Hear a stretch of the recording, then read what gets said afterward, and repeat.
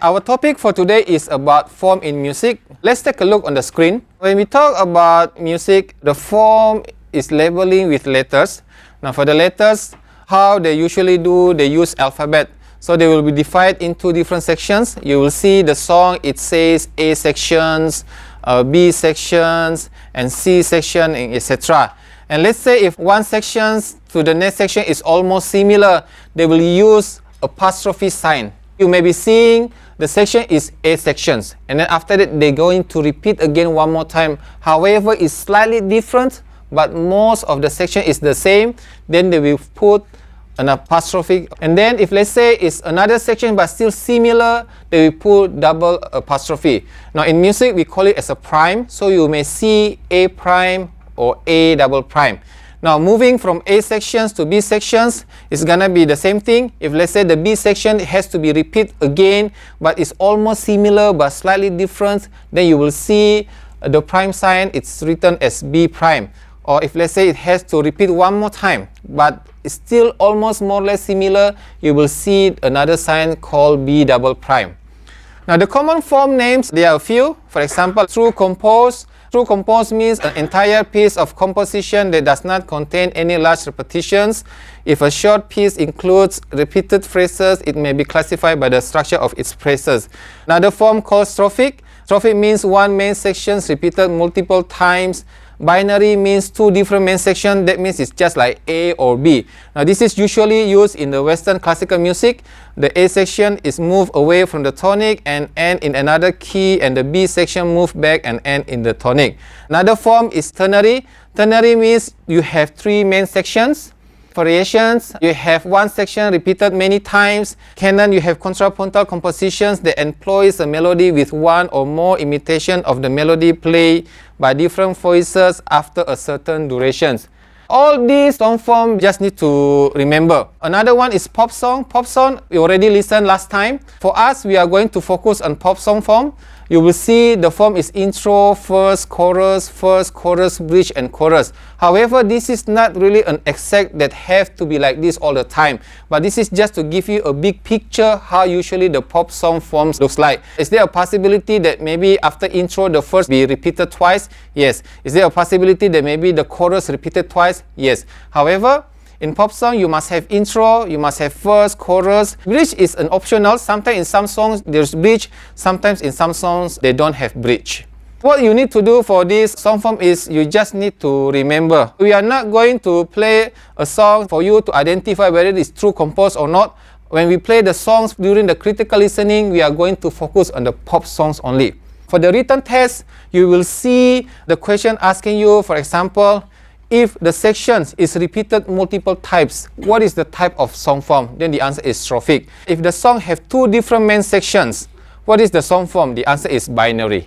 For song forms, what you need to do is you just need to remember all the definitions. This is what you are going to have for the written test.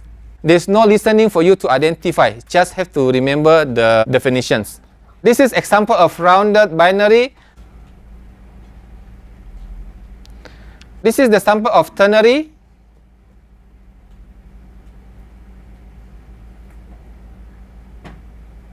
This is the sample of canon and variations. Let's talk about musical expression marking. When we talk about musical expression marking, that means we are talking about the dynamic. Now in music itself, there are a few types of dynamics. It's represented by alphabet. For example, P. P means piano. Piano means soft. Double P means pianissimo, means very soft. Triple P means pianissimo, means extremely soft. You see here, they have all the asterisks. What you need to do is, you need to remember all these asterisks because it's gonna be on your written test. For example, MP stands for mezzo piano, means moderately soft. MF stands for mezzo forte, means moderately loud. There's a possibility. The question is asking you, you have MF, MP, and FP. Please put in order from the softest to the loudest. Or maybe the other way around. Please put in order from the loudest to the softest. So if let's say you have MF, MP, and FP, if you need to put from the softest to the loudest, that means the first is MP, followed by MF, and then finally followed by FP. If let's say the question is asking you to put in order from the loudest to the softest, then you have to put it as FP followed by MF and finally is MP. Let's talk about MIDI. MIDI stands for Musical Instrument Digital Interface. It is introduced in 1982 and appears as an instrument in 1983. It is developed to allow musicians to connect synthesizers together, and this is a simple way for musicians to control multiple electronic instruments at the same time, such as synthesizer, drum machine, or samples. In the past, when MIDI has not been invented, how usually the musicians record their performance? They need to practice. They practice somewhere in the studio or maybe at their home or at the garage to ensure that the performance is tight. Once the performance is already tight, they are going to go to the studio. They will record. Before 1982, there is no digital recording. The recording was actually conducted in analog, which is they will record in the tape. The musicians have to ensure when they perform correctly, there's no mistake. What happens if they make a mistake? They have to redo again from the top. But sometimes some engineers, maybe they decided to just do a punch. So when we talk about the punch, basically they just repeat from the specific sections and start from there until to the section they think is already enough. However, this technique sometimes works, sometimes it doesn't work, because the engineer, they have to move the tape and find the correct point. Once they found the correct point, then they will record from there. If let's say the point was incorrect, what happened is they have to redo everything from beginning. How long is usually a tape can record continuously is usually not more than 30 minutes. That's the reason why the musicians have to work very hard to ensure that they can play correctly without any mistake. Then they go for the recording studio and do the recording. Today, recording has changed to digital. In digital, there are so many possibilities you can do because you can do editing. For example, you play from one section to another section. You make a mistake. You just want to redo the chorus section. You can just record the chorus sections again, and after that, they will copy paste. They cut the section that they don't want, and then they will place with a new section which is they think it sounds better. Which one is better, analog recording or digital recording? I will say either has its plus and minus. People say the analog recording sounds good because it's very warm. Digital sound recording, it sounds a little bit too cold and empty, and maybe it's a little bit like plastic. Analog itself is a continuously signal. So when you see a continuous signal, that means it's a perfect wave. Digital recording is not a continuous signal, it's a discrete signal. That means every single signal that is presented by analog will be converted to digital as a step. If you zoom in into the audio file, you will see there are a lot of steps to create a sine wave. The good things about the digital, you can do a lot of punching, you can do a lot of comping. But again, of course, it has the advantage and disadvantage. Today, actually, it's more and more musicians, they start to go back again to the analog recording because they think analog is better compared to the digital. But can we skip this digital era? I think it's difficult because we are already in the digital, and then digital is a technology. However, analog is a pioneer of the digital recording.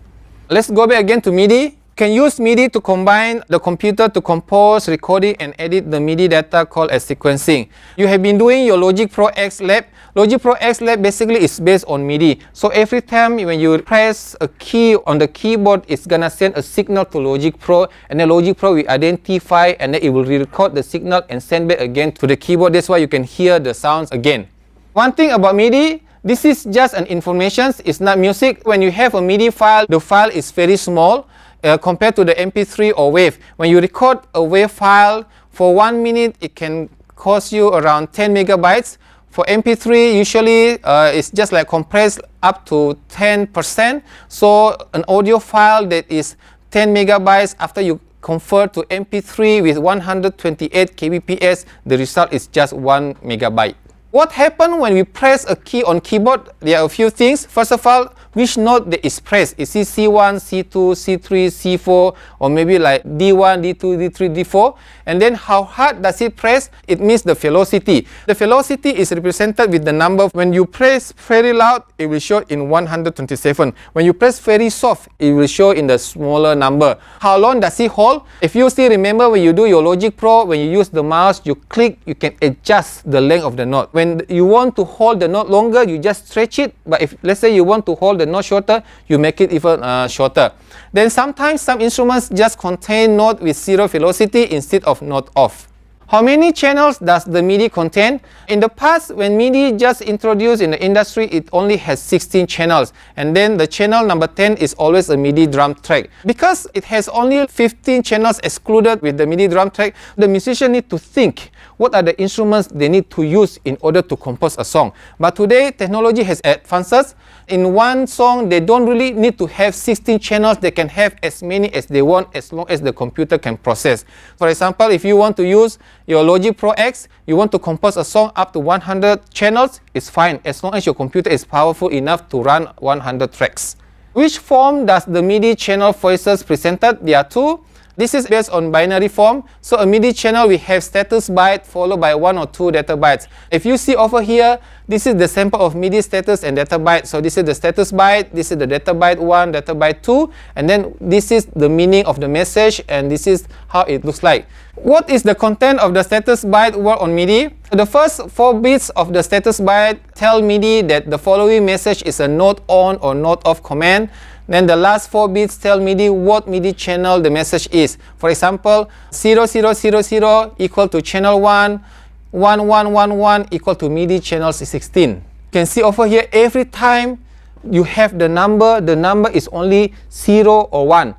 0 means no, 1 means yes. The channel number are offset by 1 value since channel 1 is set by binary 0 and channel 16 is set by binary 15. So this is example status byte 10010100. The first data byte is 00111100 and the second data byte is 01111111. What is the content of the data byte work on MIDI? So the first data byte tells MIDI what note to play. For example, decimal 60 is equal to middle C, and the second data byte tells MIDI how loud to play the note. In this case, the maximum velocity of 127 is set. If you see your MIDI file shows velocity at 127, that means this is already the loudest level. Can you reduce the velocity? Yes, you can reduce the velocity just by bringing the mouse and drag the velocity down, or you can double click and then you type the numbers that you want the velocity to be. What is the standard velocity when you use mouse to click? The velocity stays at 80. So 80 is not too loud, it's not too soft. If you need to have a louder sound, you need to increase the number. If you want to have a softer sound, then you decrease the number. What is the sample of MIDI messages? Note on is equal to which key or note has been pressed or played. This includes the velocity, how hard the note was played. Note off means which key or note has been played or released. Control change means indicates that a controller, a foot pedal, or a fader knob has been pressed or tuned. The control change message includes the number assigned to the controller and the value of the change is from 0 to 127. And finally, pitch wheel change. The pitch of the note has been set with the keyboard's pitch wheel. For the pitch wheel, if you take a look on the keyboard, you will see there's a button, something like this, right? It says pitch bend. So when you press the pitch bend, the pitch will increase. By default is half tone, which is semitone. However, can you adjust this level from semitone become a tone? Yes, you can just do the edit. So every time you press the pitch bend, you push all the way up. It will follow whatever the setting you do. So if let's say the setting is semitone, then all the way up is semitone. If the setting is tone, all the way up is tone. What is the playback device for MIDI? It can be anything. The file can be played in software or maybe synthesizer or electronic devices that support MIDI files by using the MIDI instruments. Now in the past, MIDI is most of the time is on the keyboard. However, not all keyboards as well have MIDI. But since the technology advances, today when you buy any keyboard, it already comes with the MIDI facility because MIDI is something that we already cannot avoid. And also, it's not only about MIDI. When you are going for your year 3, you learn about stage lighting. You see all the lighting controller. All these lighting controller, actually, they based on the MIDI messages. So every time when you press the button, it will send a signal with the MIDI. When you press the knob, it's gonna send the signal as well, but in MIDI. Why they use MIDI? Because MIDI messages is very small. So it doesn't really contain too many spaces. It's just a small little data. What are the types of MIDI devices that generate MIDI data? For example, MIDI controller, MIDI sequencer, MIDI sound module. Now this is example of MIDI controller. MIDI controller basically is a hardware which generates and transmits MIDI data to MIDI devices. Some of the MIDI controller contain no sound. Now if you see over here, MIDI controller is just a hardware with nothing inside. So when you press all the keys, there's no sounds coming out. how can you get the sound when you want to use MIDI controller? You must have a sound module, or you must have a software that generate the sound. Now in the past, software is not very famous. So what the industry usually they use a hardware. So they sell the sound module. This is example of sound module. Why people prefer to buy a MIDI controller with the sound module? A full keyboard, or maybe like just 61 keys. Now one keyboard can cost you around $3,000. If let's say you buy the keyboard with the longer keys, for example, maybe you want to get like 76 keys, it can easily up to $5,000. Or maybe you want to buy a full keys, 88 keys, it can easily cost you $7,000. So the musician thinks it's a little bit not cost friendly because of the pricing. So what the company do is they start to think what they can do to produce the sound, but they don't need to have the keyboard. That's the reason why they have the sound module. Now sound module itself, the sound is exactly the same. The difference is it is just a small little device which is you can move portable. So you don't really have to buy a big keyboard which is very heavy. Now with this one, sound module, you can just connect any kind of keyboard, and then you can use your keyboard which is maybe very light, and then you can get the sound from the sound module. You can see so many different kind of sound module. This sound module is more affordable because one sound module usually costs just around $1,000 to $2,000. Then if let's say you buy your MIDI controller, it just costs around maybe $100 to $200. You can save a lot of money. This is MIDI sequencer. A MIDI sequencer basically is a device or application software that can record, edit, or playback music by using MIDI. When music sequencer just came out in the industry, it was a big hit. Why? Because people doesn't really need to bring an instrument. They just sequence everything inside this box, and then they just press the play button, then the music will play. For the singers, this is a heaven. Why? Because singers always have difficulties to find musicians. Every time want to find musicians, they have to pay. And then musician is not cheap. Another thing is every time when they have the musicians, they have to practice. So they have to find the time when the singers can do, musicians can do. Unfortunately, it's a little bit ineffective. So when this MIDI sequencer come out in the industry, the singers was happy. They don't need to find musicians anymore. They just have to buy this MIDI sequencer. They bring this MIDI sequencer to the gig. They hit play, they sing, and everything goes well. Of course, for the musician, it's not good because they are losing gig, but for the singers, this is cost effective. Now, another way people use MIDI sequencer, sometimes they use MIDI sequencer to double the real performance. So for example, maybe the drummer is playing the real drum, but they want to make the sound thicker. So they will record again using the MIDI, play for the MIDI sequencer. So at the same time, when the drummer is playing, the MIDI sequencer is also playing, which is the MIDI sequencer is the one who keeping the tempo. And also another thing, what usually people do is they sequence the orchestra here, they press the hit button, then we play exactly as usual, then they have more musical background. What is the sample brand of MIDI musical instruments and controller? There are a few brands that are quite well known, for example like Moog, Yamaha, Chord. Sample brand of MIDI controller only is like M Audio, Alesis. How does MIDI musical instrument or controller looks like? They have a few different looks, like a keyboard, drum, or maybe clarinet or sustain pedal. This is MIDI saxophone. Now by right, saxophone, when you blow, you hear only like the saxophone sounds. However, because this is a controller, then the guy can change the sound. He can use piano sound, he can use guitar sound, he can use trumpet sound, he can use synthesizer sound.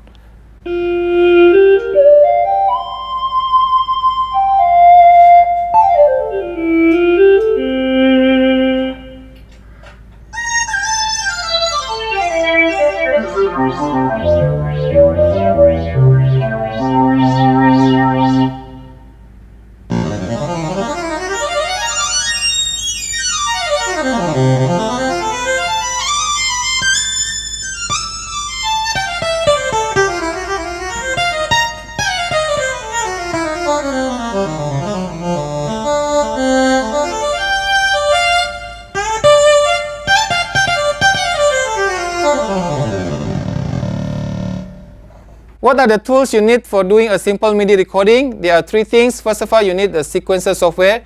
Second of all, you need the MIDI musical instruments or controller.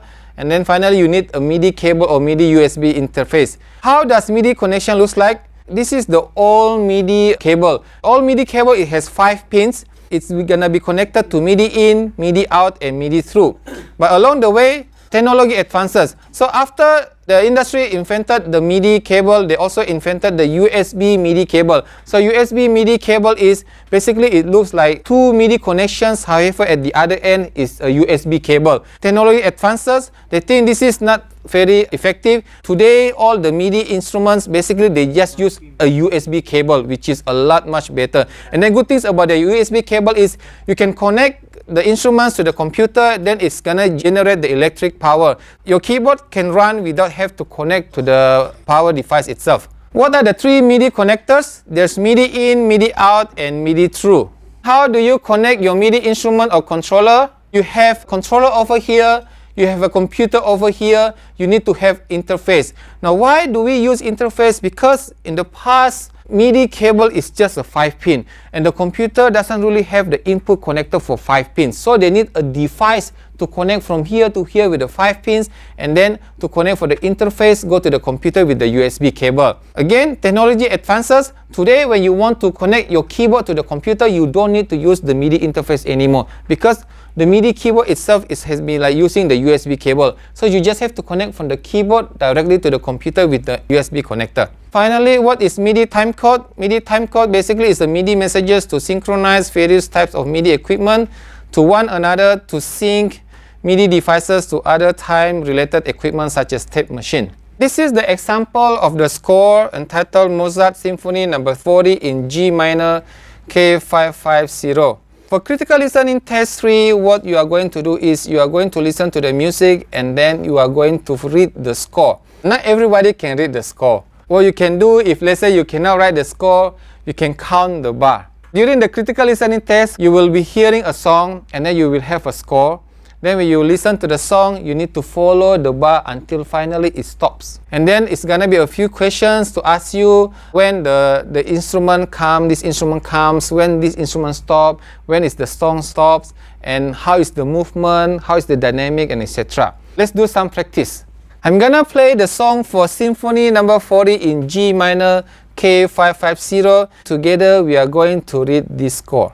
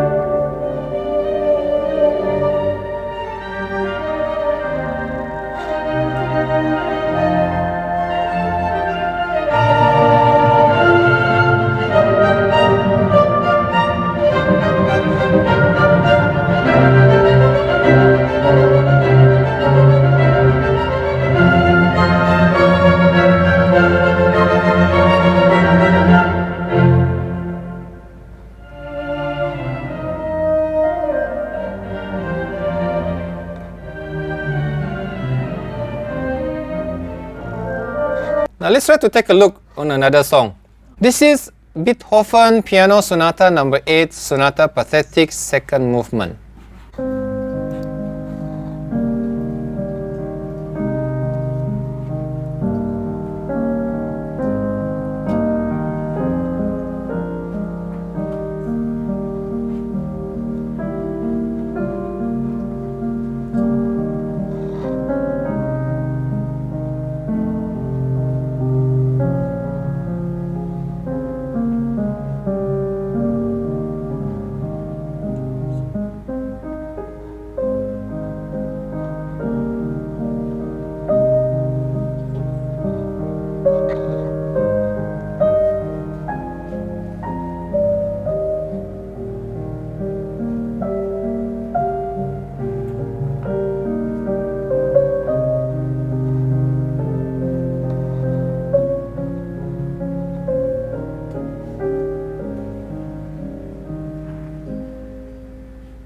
So let's say the song stop. On which bar does the piano stop? Then you need to identify.